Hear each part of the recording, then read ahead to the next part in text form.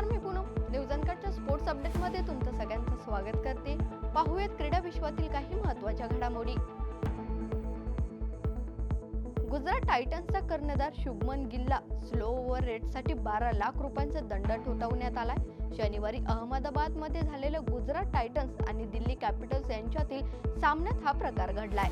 IPLच्या नियमांतर्गत गुजरात टायटन्सचा या हंगामातील स्लो ओव्हरचा हा पहिला अपराध होता. त्यामुळे कर्णधार गिलला 12 लाख रुपयांचा दंड ठोठावण्यात आलाय. IPLच्या 38व्या सामन्यात मुंबई इंडियन्सने चेन्नई सुपर किंग्सचा 9 विकेट्सने पराभव केलाय. MIने 18व्या हंगामात सलग तिसरा सामना जिंकला असून मुंबईने वानखेडे स्टेडियमवर गोलंदाजी करण्याचा निर्णय घेतला होता. तर चेन्नईने 5 विकेट गमावल्यानंतर 176 धावा केल्या.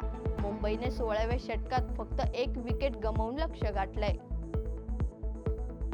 इंडियन प्रीमियर लीगच्या 39व्या सामन्यात आज कोलकाता नाईट रायडर्स आणि गुजरात टायटन्स विरुद्ध सामना रंगणार आहे. हा सामना कोलकाताच्या होम ग्राउंड ईडन गार्डन स्टेडियमवर भारतीय वेळेनुसार संध्याकाळी 7:30 वाजता खेळवला जाणार आहे. या हंगामात दोन्ही संघ पहिल्यांदाच एकमेकांसमोर असणार आहेत. लखनौ सुपर जायंट्स विरुद्धच्या सामन्यात राजस्थान रॉयल्स कडून पहिला सामना खेळणाऱ्या 14 वर्षीय वैभव सूर्यवंशीच्या ऐतिहासिक IPL पदार्पणाला गुगलचे CEO सुंदर पिचाई यांनी चुकवू नये याची खात्री केली आहे. पिचाई यांनी त्यांच्या अधिकृत X अकाउंटवर त्या तरुणाच्या निर्भय फलंदाजीच्या प्रदर्शनाचं कौतुक केलंय, ज्यामध्ये शार्दूल ठाकूरला पहिल्या चेंडूवर जबरदस्त षटकार मारण्यात आला होता. रॉयल चॅलेंजर्स बंगळुरूनं ईस्टर संडेच्या दिवशी शानदार पुनरुज्जीवन केलंय आणि गुड फ्रायडेला झालेल्या 5 विकेट्सना झालेल्या पराभवाचा बदला घेतलाय आणि IPL 2025 मध्ये महाराजा यादविंद्र सिंग आंतरराष्ट्रीय स्टेडियमवर पंजाब किंग्स 7 विकेटनं दणदणीत विजय मिळवलाय. पॅरिस सेंट जर्मनीने ले हावरेवर 2-1 असा विजय मिळवलाय आणि लीग 1 मध्ये अपराजित राहण्याच्या जवळ पोहोचलाय. इतर सामन्यामध्ये मार्सेलिसने सर्वात तळाच्या मॉन्टपेलियरचा 5-1 असा पराभव करून मोनाकोपेक्षा 1 गुणाने दुसरं स्थान मिळवलं असून ज्याने घरच्या मैदानावर 5व्या स्थानावर असलेल्या स्ट्रासबर्गशी 0-0 अशी बरोबरी साधली. रॉयल चॅलेंजर्स बंगळुरू आणि पंजाब किंग्स यांच्यात झालेल्या सामन्यात बंगळुरूने विजय मिळवलाय.